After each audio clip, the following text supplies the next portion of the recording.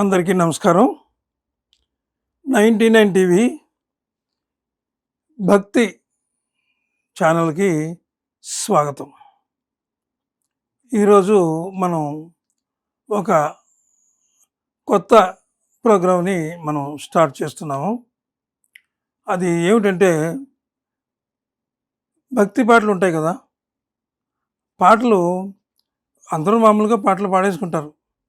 ఆ పాట ఎలా ఉద్భవించింది, సంగీత దర్శకుడు ఆ పాట రావడానికి ఎంత కృషి చేశాడు, అలాగే ఆ పాట కంపోజింగ్లో అతను వాడినటువంటి బాణీలు ఏమిటి, అది కాకుండా అసలు స్క్రిప్ట్ అంటే పాట ఎవరో ఒక రచయిత ఏ.సి. నారాయణ రెడ్డి గారు ఇచ్చారని అనుకుందాం.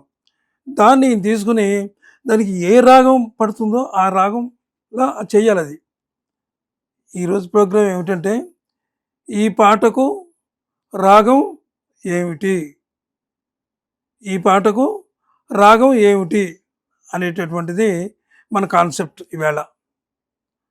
అయితే ఇప్పుడు ఒక విషయం గురించి మనం మాట్లాడుకుందాం. అసలు పాట ఎలా పుట్టింది, పాట అనేది ఎక్కడ పుట్టింది, ఎలా పుట్టింది? ఒక గొంతులోంచి ఒక మనిషి పాడుతున్నాడు అంటే అది భగవంతుడు ఇచ్చినటువంటి అతనికి వరం అన్నమాట, శక్తి. ఈ పాట అసలు ఎక్కడ ఉద్భవించింది అంటే, పాట అనేది పల్లె జనాల్లో, పల్లెల్లో శ్రామికులు పాడుకుంటూ కష్టపడి ఆ కష్టం మర్చిపోవడానికి పాడుకునే సమయంలో ఈ పాటలు పాడుకుంటూ ఉంటారనమాట. పాట అక్కడి నుంచి పుట్టింది.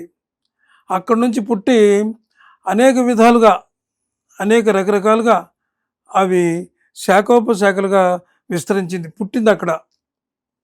అంచేత ఎన్నో రకాల పాటలు ఉన్నాయి. మా సినిమా పాటలు ఉన్నాయి, అవి ఉన్నాయి, భక్తి గీతాలు కూడా ఉన్నాయి. మన భక్తి ఛానల్ కాబట్టి ఇప్పుడు భక్తి గురించి ఒక పాట గురించి మనం చూద్దాం. ఆ పాట ఏమిటయ్యా అంటే,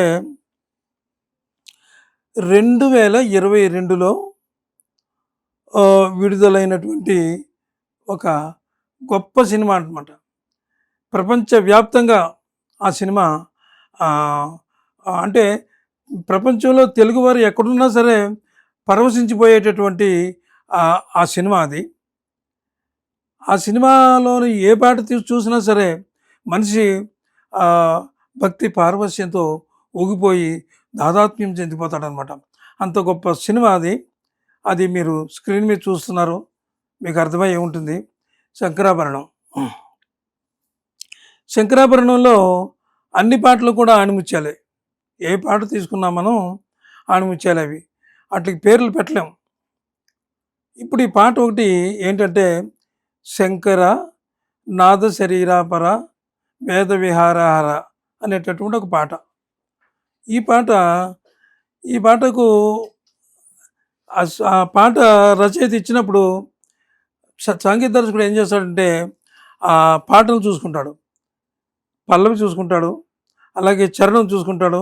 దీనికి ఏ విధమైనటువంటి రాగం మనం కంపోజ్ చేస్తే ఈ పాట బయటికి అద్భుతంగా వెళ్తుంది అనేటటువంటి ఒక ఆలోచనతో ఆ సంగీత దర్శకుడు ఆ పాటని ఒక గొప్ప రాగం, అంటే రాగం అది పాడేస్తాం, మనం అందరం పాడేసుకుంటాం పాట. అది ఏ రాగంలో ఎవరు చేశారు, సంగీత దర్శకుడు ఏ రాగంలో దాన్ని కంపోజ్ చేసి ప్లాన్ చేశాడు, ఏ చట్టంలో బిగించాడు అనేది మనకు తెలియదు. మనకంటే అది చాలామందికి తెలియదు. పాట పాడేసుకుంటాం, కానీ దానికి కూడా ఒక రాగం అంటూ ఉంటుంది.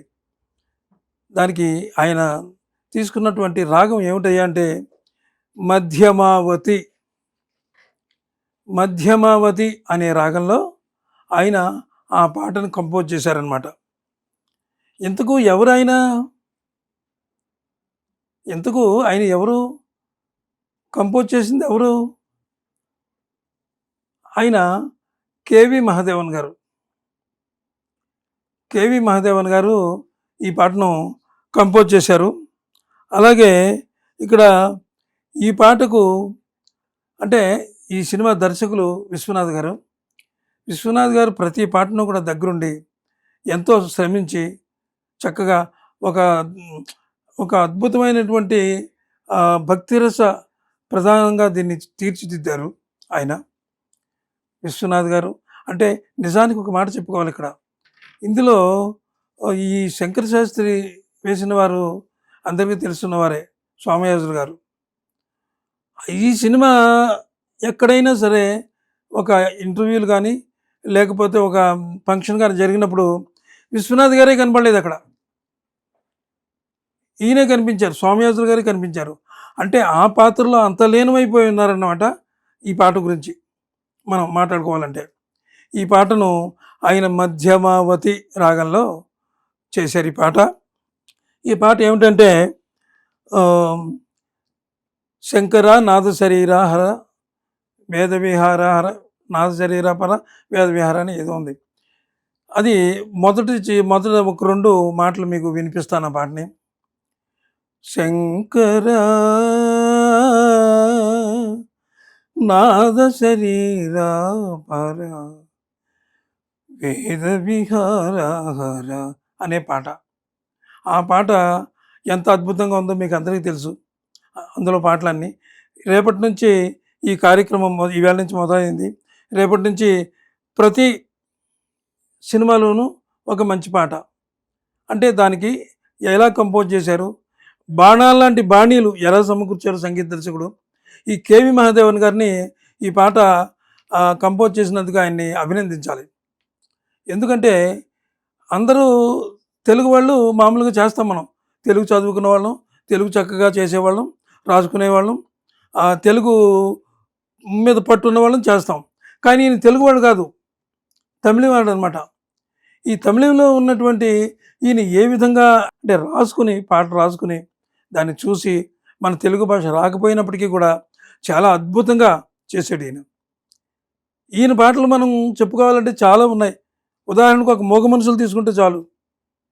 అలాగా అసలు ఈయన ఎప్పుడు వచ్చాడు మన తెలుగు పరిశ్రమకి? మంచి మనుషులు సినిమాలో మామ మామ మామ ఏమే ఏమే భామ, మామ మామ మామ ఏమే ఏమే భామ అనే పాట, దాంతో ఈయన వచ్చాడు. అప్పటి నుంచే ఈయన అందరూ కూడా మామగా పిలుస్తున్నారు. మహాదేవన్ అని ఎవరు అంటలేదు, మామొచ్చాడా మామొచ్చాడా మామొచ్చాడా. అంత గొప్ప అద్భుతమైనటువంటి సంగీత దర్శకుడు. ఈ పాటని ఆయన చేశారు. సరే, ఈ కార్యక్రమం, ఈ పాట విషయం ఇక్కడితో ముగిద్దాం. రేపు మళ్ళీ ఒక మంచి పాటతో మళ్ళీ ఎపిసోడ్లో మీ ముందుకు వస్తాను. మరి సెలవు, నమస్కారం.